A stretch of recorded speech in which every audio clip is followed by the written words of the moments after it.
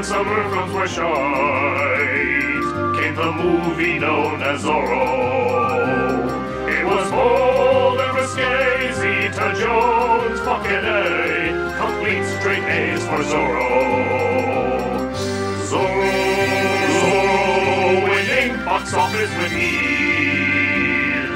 Zorro, he's white, a total cock tease. 6 years too late, on a cruel twist of fate, came a less impressive Zorro. He was drunk and he prayed, made us crave the gay blade. 'Twas us and day for poor Zorro. Zorro with slapstick that's just such shit. Zorro, a kid, goddamn it, a kid. Zorro stunts like a fucking cartoon. Zorro, a lame and sucky buffoon. Sorry.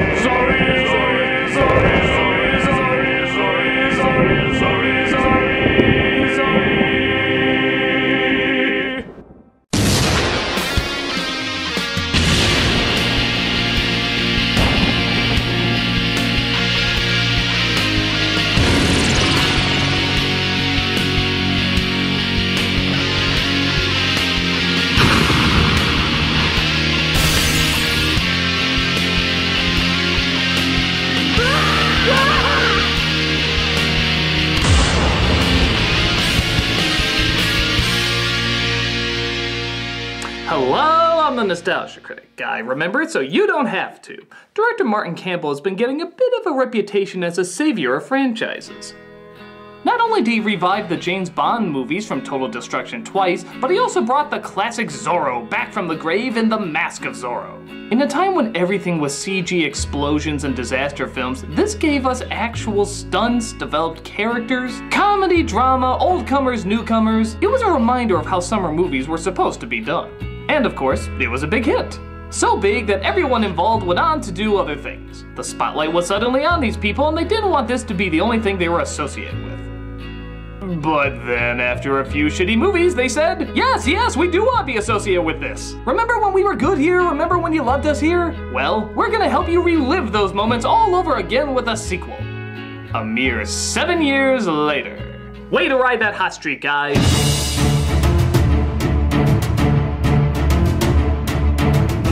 But hey, even if something came out 6 years too late, it doesn't mean it necessarily makes it a bad product. No, the fact that it's a bad product is what makes it a bad product. Where the first film had a bit of an edge to it with family members being killed off and disembodied heads in jars, this one plays like a fucking Saturday morning cartoon. No drama, no logic, and stunts you'd see at a Six Flags stunt show than a high-budget sequel. It was a pretty major letdown. But it's one thing to talk about it, it's something else entirely to experience it. So, let's take a look at Hollywood's shitty ass sequel. So California is on the verge of becoming the 31st state as an election is held to hopefully merge with the Union.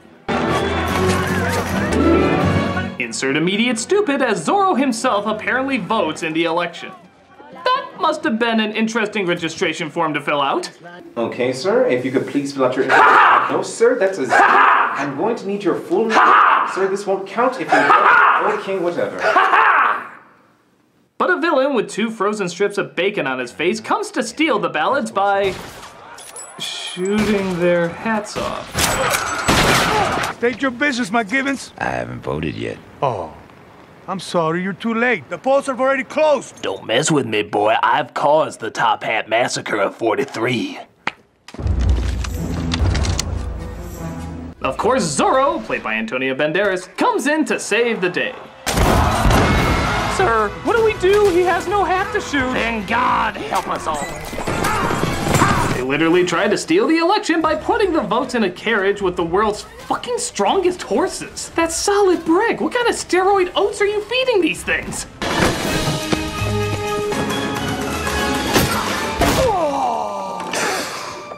Ooh. Oh yeah, we did the 90s crotch reaction. And it's 2005. Oh, and get a load of this denial of reality. What? No! He lands on a cactus literally so we can just have this painfully awkward reaction shot. Jesus, even Wile E. Coyote, who's had God knows how many reactions to cactus, is like... Yeah, that was weird. Two men end up seeing Zorro without his mask, but right now that's not an issue, as Zorro has saved the votes. Yay, a dark masked man whose identity is unknown is handing us our ballots. Surely this is still legit, right? In 3 months, every vote of every pueblo around California will be counted. And it is my hope that we will finally call ourselves Americans! I don't know, this film seems way too Americanized already. This, of course, brings him back to his lovely wife Elena, played by Catherine Zeta-Jones. Cowboy! Cowboy! Ow! By the way, get used to this tracking shot while the music swoons. They milk it more than the two fat ladies' butter factory.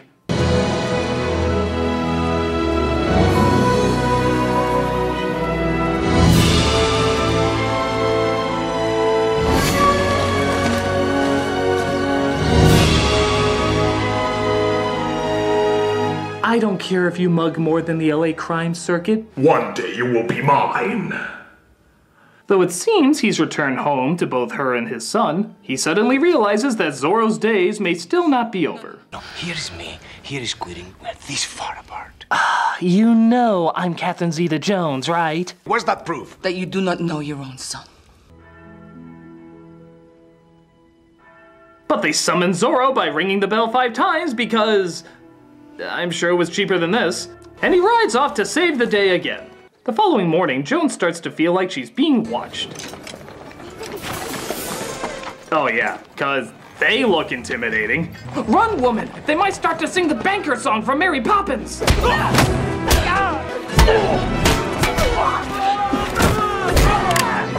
Yes, I probably should have opened with that. Can I interest you in a show about an island that was ruined by a writer's strike? We then see Banderas at, wait a minute, wasn't the last time we saw him he was being summoned as Zorro? Yeah, they ring the bells, he gets in the costume, he rides off. What the fuck happened in between here? Quickly, Zorro, 3 naked men in a bathtub are in need of a dealer. Where are you going? To beg Elena's forgiveness. But just when he realizes he should spend more time with his family and is about to change his ways, his wife issues him a Z-voice. Oh really? In 1850, huh? Hell, you couldn't even get away with this in 1950. I think just thinking the word back then was probably illegal. So rather than, oh, I don't know, just talk to her or admit he was wrong, he does the more logical route by getting blind, stinking drunk and bad-talking her for about 3 months. What happened to my clothes? I removed them last night so you wouldn't catch pneumonia. After you came back from the cantina, you went for a spin. This hotel doesn't have a pool. We have a fountain. Zorro, Zorro, he sleeps 5 hours past noon. Zorro, Zorro, we doubt he'll sober up soon. This doesn't set well with his son Joaquin, who is starting to get restless in his studies. And how exactly does a flaming poker fit into your little theory? It fits in your butt. Come here. Demonio! No? Okay, but before we proceed any further, I just want to give you fair warning. This is the stupidest thing you'll see in an action film for a long time. It's actually kind of amazing. If you're wearing glasses or any kind of eyewear at all, be ready to drop them because this will result in an immediate facepalm.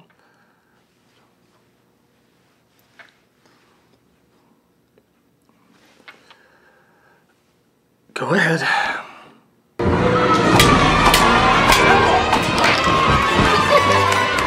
What the hell am I watching right now? This can't be for real. This cannot be for fucking real.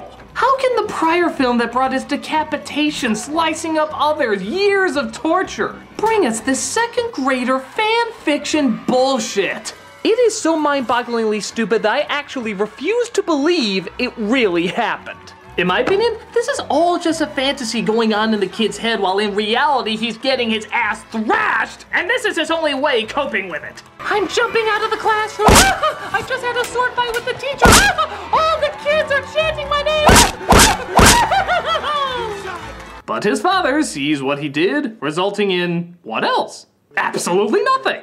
Yeah, no punishment, no talking. He doesn't even send him back to his fucking class. He simply asks, what's with him? What's with you, huh? Christ, no wonder your wife left you. Your parenting skills are on par with Octomom.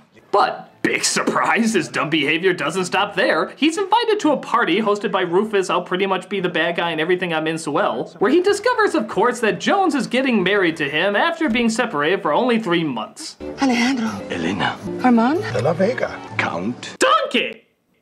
Thus, our brave and virtuous Zorro gets plastered and makes a complete dick of himself. Perhaps you should wear lipstick or you're gonna act like my mother. I can handle her.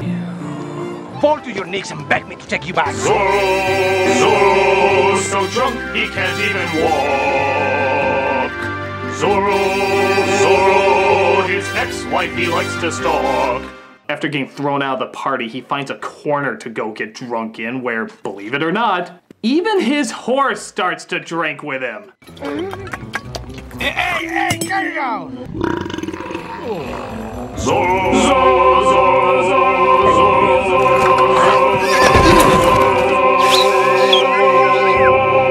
Nobody leaves my tequila warm, dangling in the wind. This is gone. Stop filming this piece of shit and start making a real movie. I mean a drunken horse? WTF. Now, of course, somehow nobody else heard or saw that giant explosion, which means Banderas is the only one who can figure out what's going on. An explosion? I simply wanted to make sure you were both safe. As much as you had to drink last night, I'm sure your vision was impaired. Yes, but my hearing isn't. What the hell kind of accent are you trying to do? You do play polo, I take it? Naturally. Remember when this music used to go to cool stuff? In the first film, it was a horse chase, a sword fight. Now it's goddamn polo. Oh, they just keep upping the fucking ante, don't they?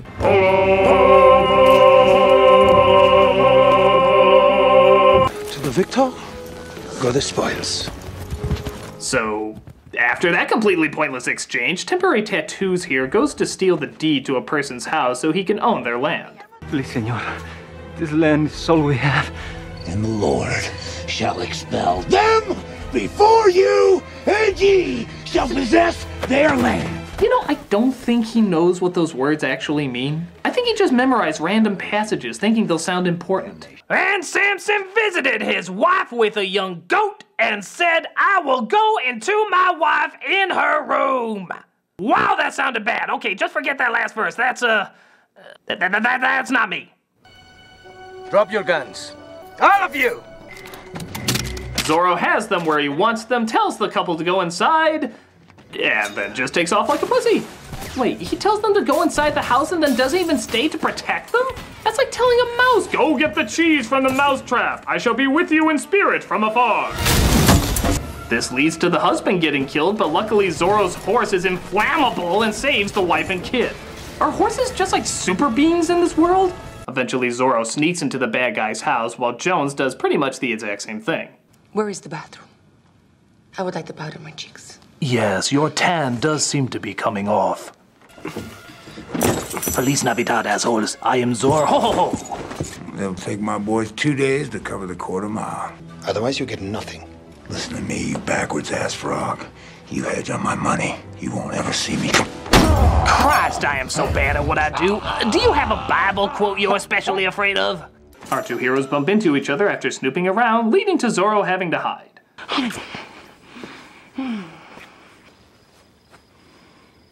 Jesus, I think Mad About You had less bickering than this film.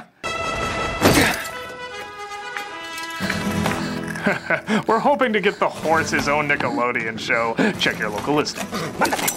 So, in the mother of all coincidences, Barbecue Sauce Tier happens to stop by a field trip that Zorro's son happens to be a part of and happens to sneak aboard without being seen. Quelle coincidence! What are you doing here, kid? Looking at two of the ugliest guys I've ever seen. No! Soap! All we can do is duck from its aroma-pleasing destruction! Zorro saves him and gets him to safety, only to be captured himself by the people who know his identity. We're the Pinkertons, operatives of the United States government. Elena works for you? So, as you probably figured out, these are agents who blackmailed Jones to be a spy for them so they can stop whatever evil plans Zoel is up to.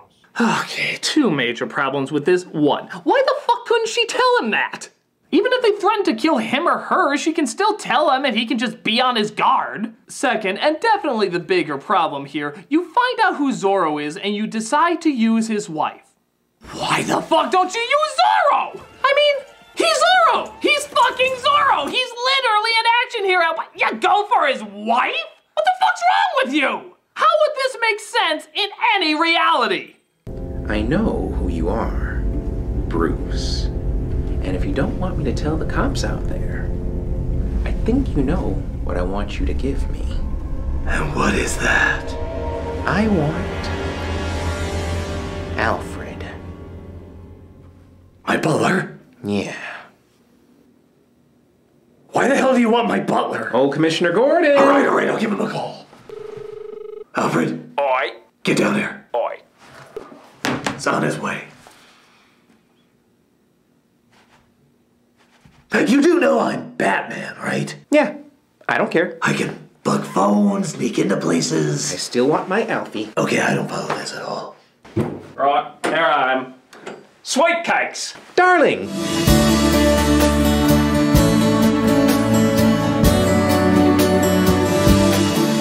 I can do gasoline drawings on a bridge! We don't care! I am so done with this gig.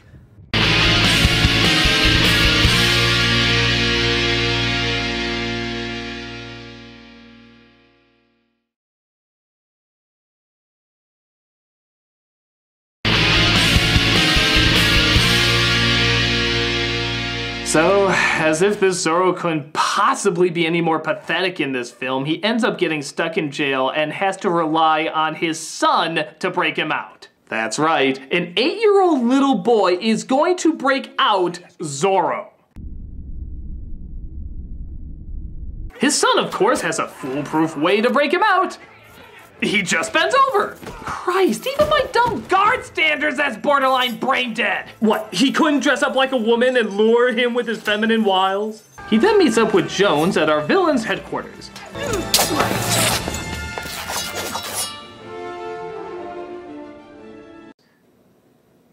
Survey says! Pretty lame, that was pretty lame. They then discover that Zoel is part of the Knights of Evil Smoky Rooms who want to stop California from becoming a state as well as destroy all of America. Power of the United States will be so great, it will overshadow us. But America has one weakness. Just one? It's people. Well, sure, and all of this. Nitroglycerin. They are preparing to launch a preemptive strike against Washington. I've heard enough. Brothers, you know my spirit is with you.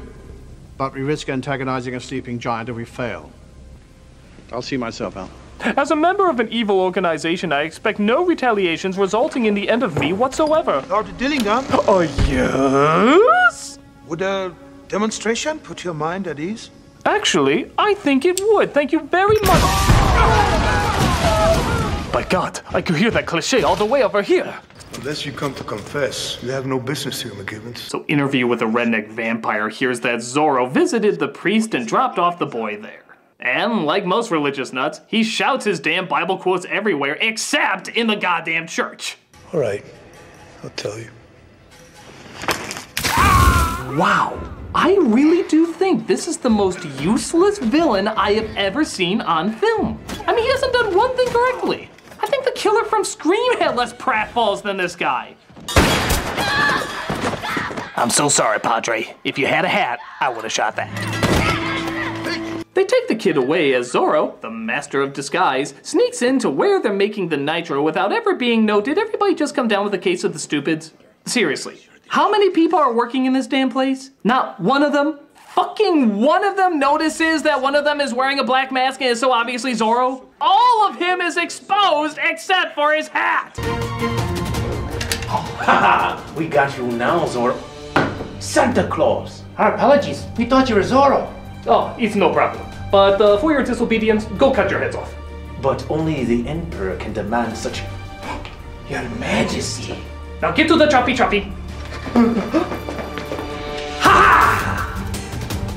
They're all eventually caught, and his son is shown who Zorro was the whole time. Papi. And as you can see, his amazement fades quite quickly. Would have been cooler if he was Spider-Man. Goodbye, De La Vega. No! Not in front of Joaquin. No, please. This is the one time I can actually do something right. Elena, my family is my life. And seeing how my life is about to be dead, You can kinda see where you lie on the totem pole. Okay, so this guy has Zorro. He's got a knife to his fucking neck. There's no way he can escape. What does he do? Pushes him away, giving him time to fight back. This guy, he's unbelievable.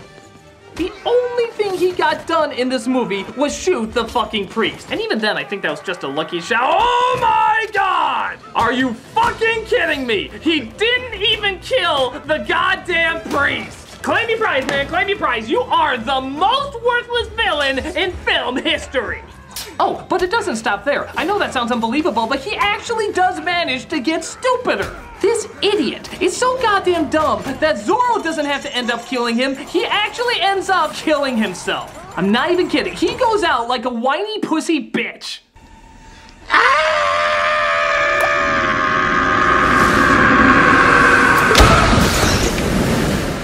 Even his scream was embarrassing. Give it up for him, ladies and gentlemen. We will never see a less intimidating antagonist. Well done, sir.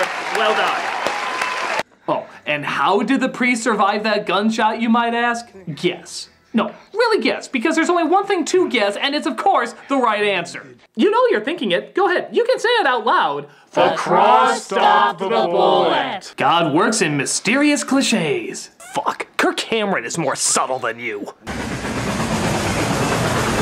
So he goes after a train filled with nitro, which also holds his family, and coincidentally picks the exact right window to punch.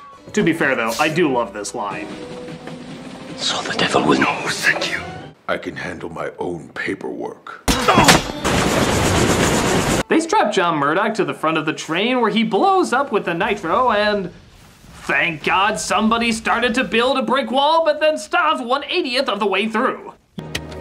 Welcome to the Union, Governor. Yay, we belong to a country that's still using slavery! Freedom! Wonderful freedom! Our heroes decide to get remarried only to find the bells are summoning Zorro again. And I guess everybody's okay with him abandoning his family now. Padre, can you hurry it up a little? The people are calling. Let's hear it for our hero who has gone through absolutely no change whatsoever. Debbie, Debbie, Debbie, Debbie, Debbie, Debbie, Debbie, Debbie, Debbie, Debbie, Debbie, Debbie. Jesus Christ, what the hell happened? The first film was so good, and it's so hard to believe that the same people were involved with it. The characters are idiots who don't learn anything, the fighting is way too silly to get invested in, the humor's not funny, the drama's not interesting. It just feels like it was written by a child. I still stand by the first Zorro movie with Banderas and Zeta Jones is an action marvel. One of the most entertaining of the past few decades. But this is just a disaster. It killed the chance of there ever being a Zorro movie in the near future. But hey, if it was with these people again, maybe that was a good thing. Because I don't think I could sit through a piece of crap like this ever again. Well, maybe they changed one thing. That could work. Nah, it's still stupid. I'm the Nostalgia Critic, I remember it so you don't have to.